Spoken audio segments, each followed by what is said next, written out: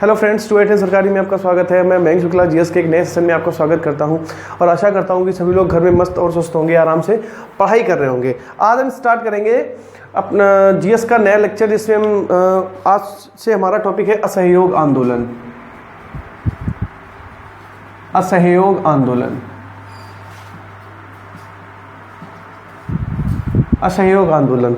असहयोग आंदोलन हुआ था हमारा 1920 को। असहयोग आंदोलन हुआ था हमारा 1920 को। इससे पहले हम लोगों ने गांधी युग स्टार्ट किया था और इसके पहले वाले वीडियो में हमने देखा था कि गांधी जी कब अफ्रीका गए थे, वहाँ पे क्या क्या इन्होंने किया था और भारत कब आए थे। तो 1893 में जब ये अफ्रीका गए तब उन्होंने वहाँ रंग भेद की नीति को देखा और खुद उसके शिकार हुए। सेंट पीटर हैम्बर्ग जो स्टेशन था, रेलवे स्टेशन था, वहाँ पे इनको उतार दिया गया था ट्रेन से। ऐसे सफारी जहाज से ये भारत से अफ्रीका गए थे। अफ्रीका की वर्तमान में 3 राजधानियाँ हैं और अफ्रीका महाद्वीप अंध महाद्वीप के नाम से भी जाना जाता है, क्योंकि ये एजुकेशन और कल्चर में सबसे पीछे है। जब गांधी जी वहाँ गए तो इन्होंने देखा कि वहाँ पे बहुत सारी कमियां हैं और उन कमियों को दूर करने के लिए समय समय पर उन्होंने आंदोलन किए। 1906 में इन्होंने टालस्टॉय फर्म की स्थापना की और नटाल कांग्रेस भी बनाई। 1908 में ये पहली बार जेल गए।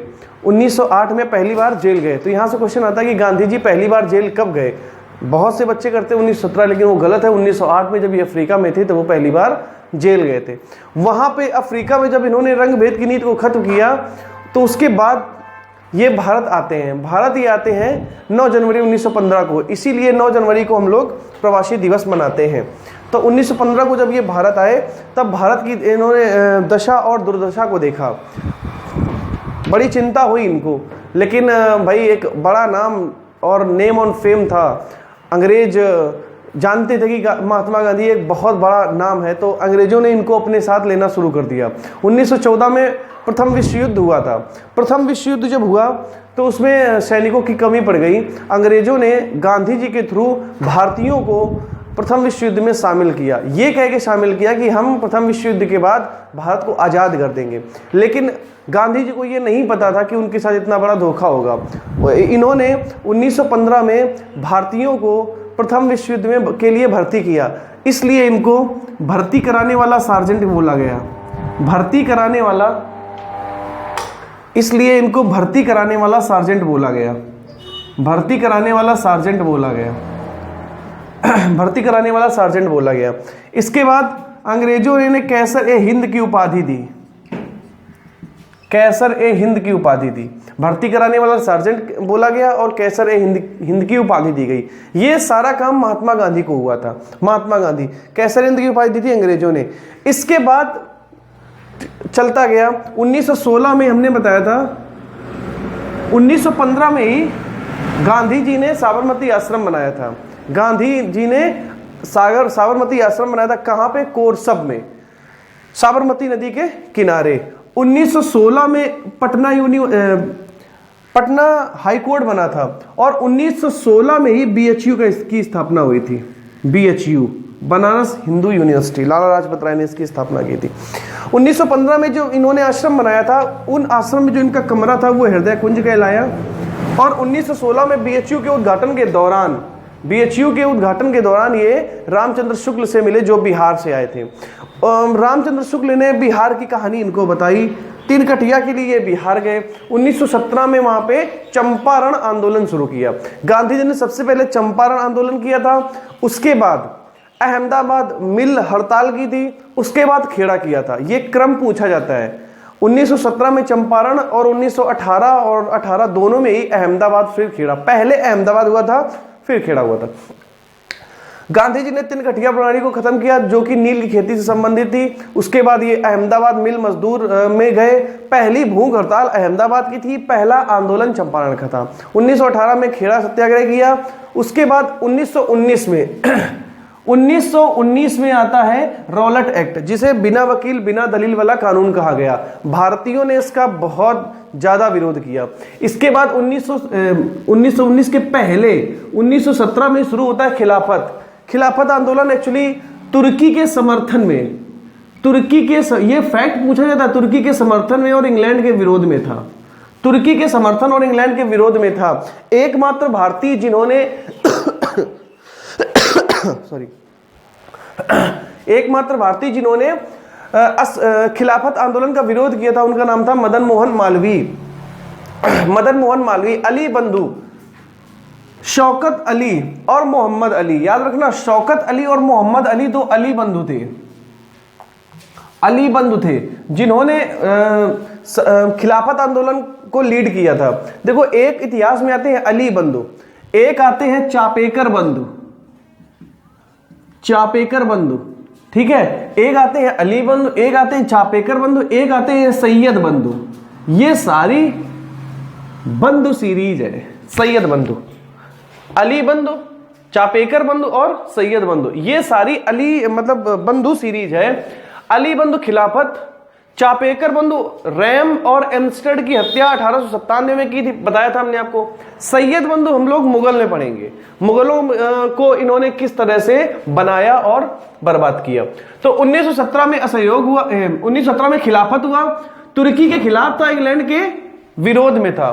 तुर्की का जो राजा था या सम्राट था तो वो एक धर्म विशेष से संबंधित था। चूंकि इंग्लैंड प्रथम विश्व युद्ध में जीत चुका था, इसलिए अपनी वीरता को दिखाने के लिए तुर्की के ऊपर इसने आक्रमण कर दिया या आंख दिखाना शुरू कर दिया। तो एक मुसलमान कम्युनिटी पूरी एक हो गई और उन्होंने इसका विरोध किया। 1920 में नवंबर 1917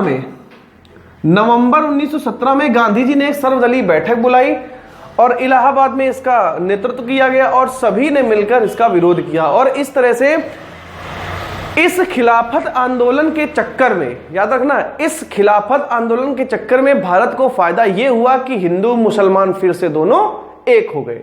जब हिंदू मुसलमान एक हुए, अंग्रेजों को दिक्कत होने लगी। उसके बाद होता है जलियांवाला बाग हत्याकांड में जनरल का नाम क्या था? O Dyer. भाई ये डायर मत करना, आप ओ डायर याद करना, क्योंकि डायर सीरीज से 3 डायर आ जाते हैं और अगर ऑप्शन में तीनों डायर आ गए तो दिक्कत होगी। तो general O Dyer, a dire और पी डायर, 3 तरह के डायर थे। तो आपको याद रखना है जो जलियांवाला बाग से संबंधित था वो ओ डायर था, है ना। तो जलियांवाला बाग हुआ, जलियांवाला बाग में 2 कमेटी बनाई गई, एक कांग्रेस के द्वारा, एक अंग्रेजों के द्वारा। अंग्रेजों के द्वारा बनी कमेटी का नाम था हंटर कमेटी और कांग्रेस के द्वारा बनी कमेटी में के अध्यक्ष थे मदन मोहन मालवीय, उनके साथ जवाहरलाल नेहरू, महात्मा गांधी, जयकर सिंह और शियार दास, ये सारे लोग थे। तो जो हंटर कमेटी आई थी उसमें 300 लोगों को मरा हुआ दिखाया गया था। बट कांग्रेस की जो रिपोर्ट आई थी उसमें कम से कम, उसमें साफ लिखा था कम से कम 1000 लोग मारे गए हैं। एक बच्चा इसमें बचा था जिसका नाम था उधम सिंह, ठीक है।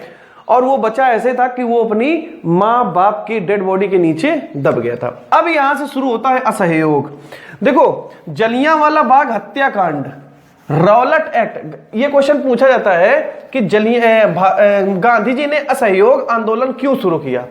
तो जलियांवाला बाग हत्याकांड, रॉलेट एक्ट और अंग्रेजों की कर नीति से रुष्ट होकर या के विरोध में गांधी जी ने एक आंदोलन चलाया जिसको हम लोग असहयोग आंदोलन कहते हैं। स्वामी श्रद्धानंद ने इसके पहले कर नहीं आंदोलन चलाया था। याद रखना, कर नहीं आंदोलन किसने चलाया? स्वामी श्रद्धानंद। 1920 में शुरू होता है हमारा असहयोग,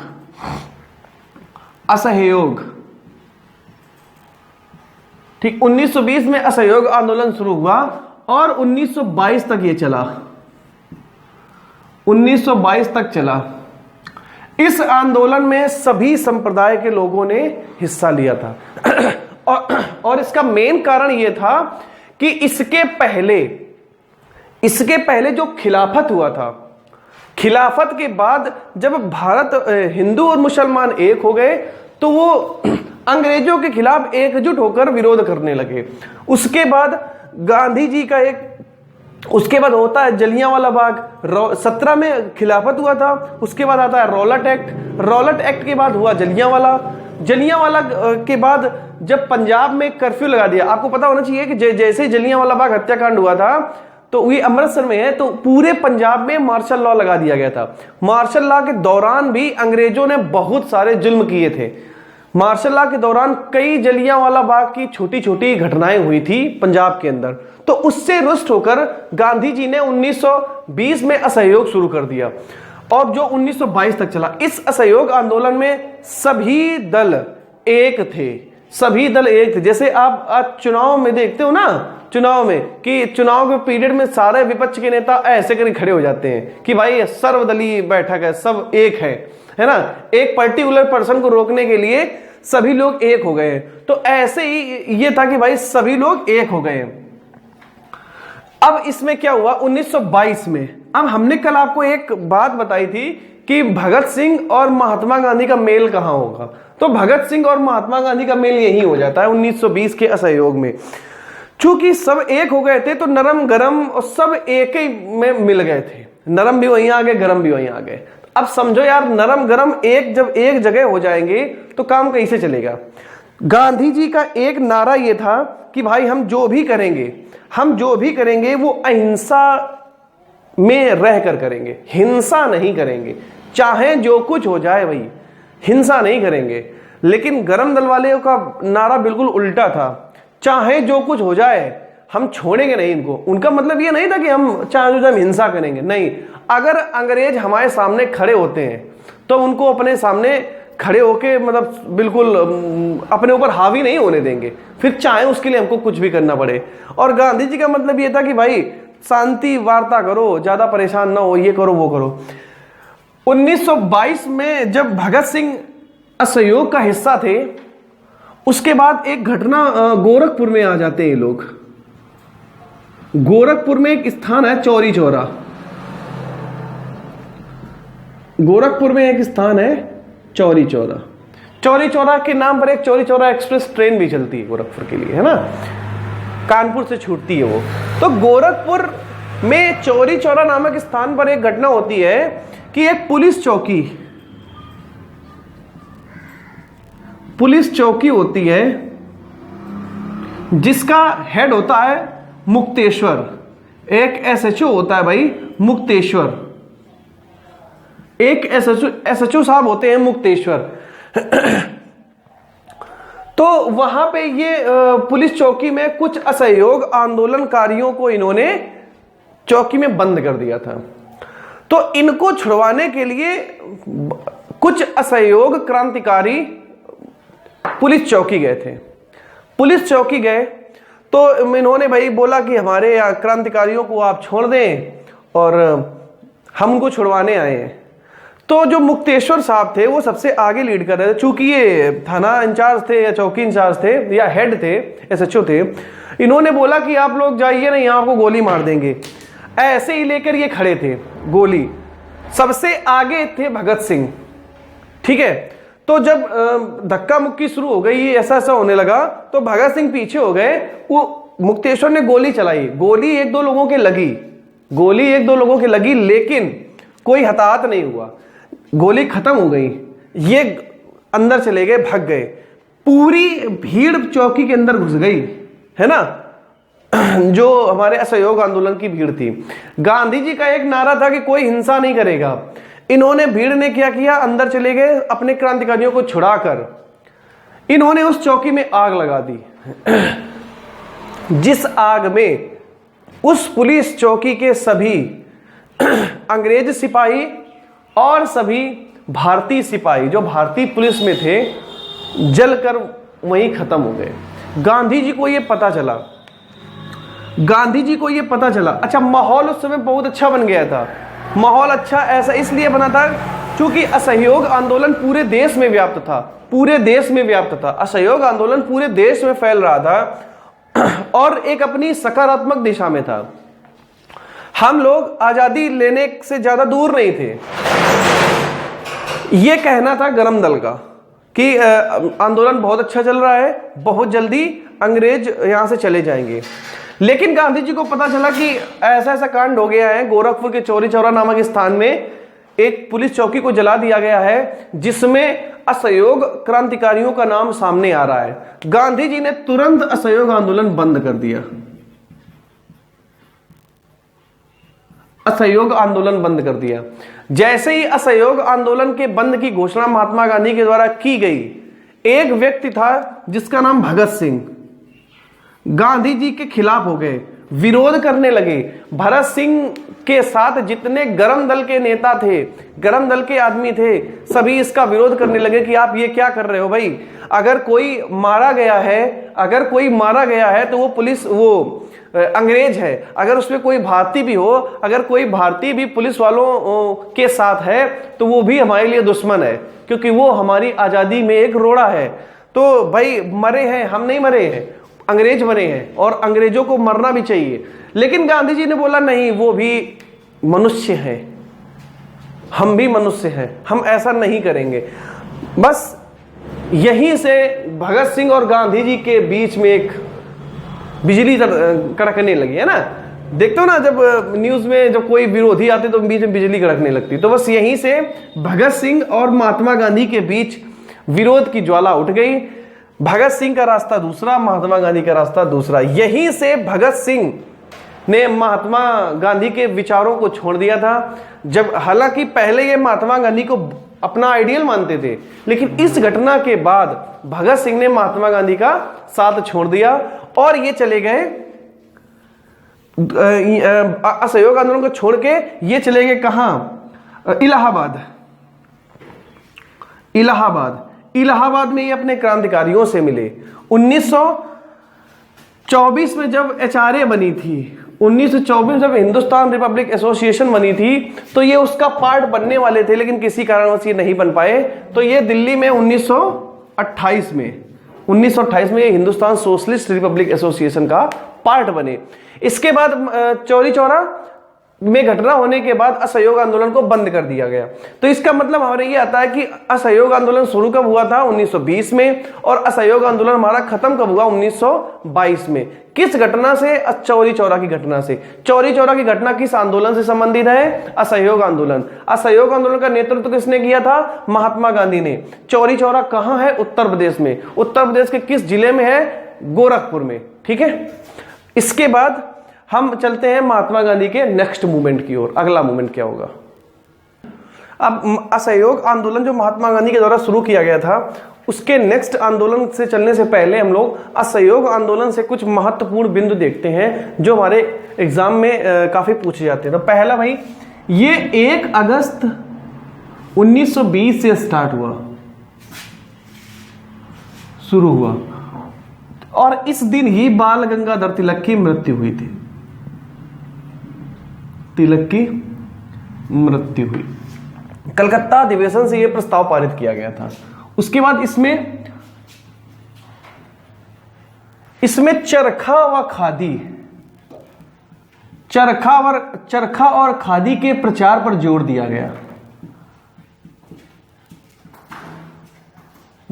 गया। इसी आंदोलन के दौरान Subhash Chandra Bose National College of Calcutta के प्रधानाचार्य बने।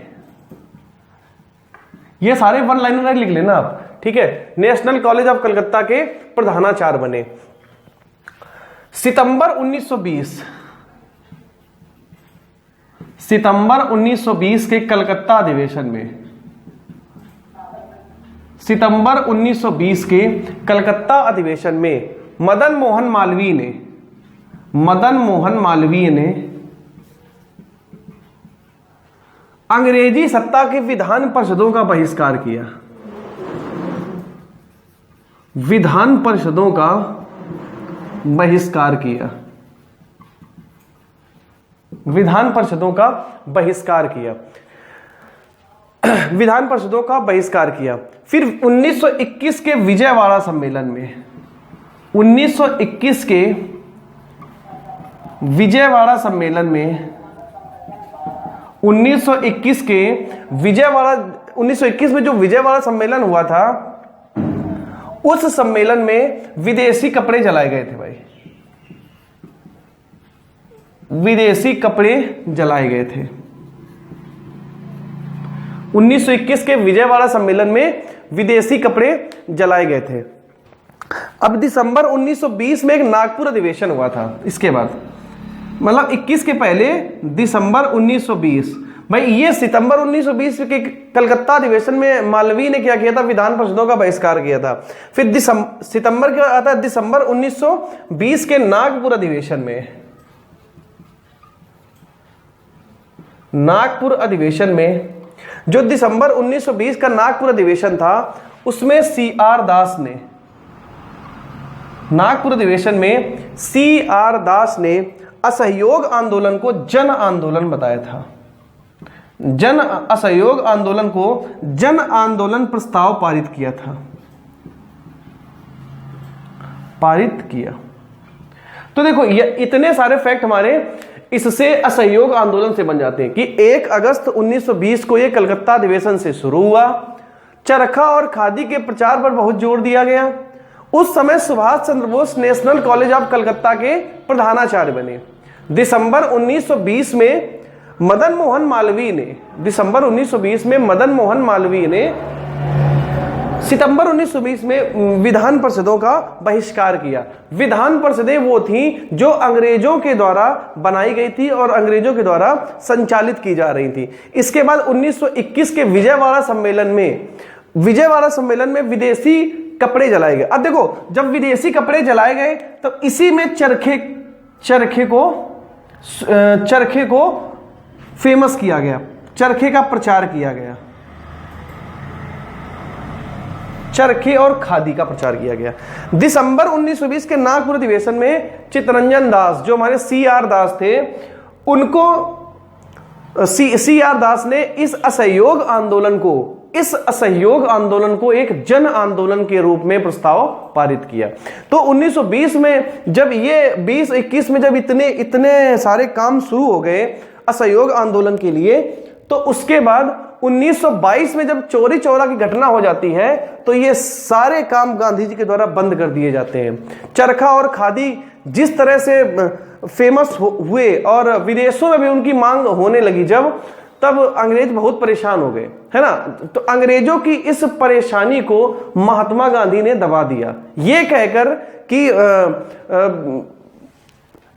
गोरखपुर के चौरी चौरा में ऐसा कांड हो गया है और हम इस आंदोलन को खत्म कर रहे हैं। इसी वजह से हमारे जो गरम दल के कुछ आदमी थे, कुछ नेता थे भगत सिंह टाइप के, वो इनसे रुष्ट हो गए और उन्होंने एक अपना अलग साम्राज्य बना लिया। साम्राज्य बनाने से मतलब है कि नरम दल और गरम दल और आगे चल के हिंदू मुस्लिम एक बार फिर से फूट हो गई, जो अंग्रेजों को बहुत अच्छी लगी और अंग्रेज चाहते भी यही थे कि भाई ऐसा हो जाए, और वही हो गया। ठीक है, तो आज की क्लास हम यही खत्म करते हैं। नेक्स्ट क्लास में हम इसके बाद गांधी जी के और जो मूवमेंट है उसको खत्म करके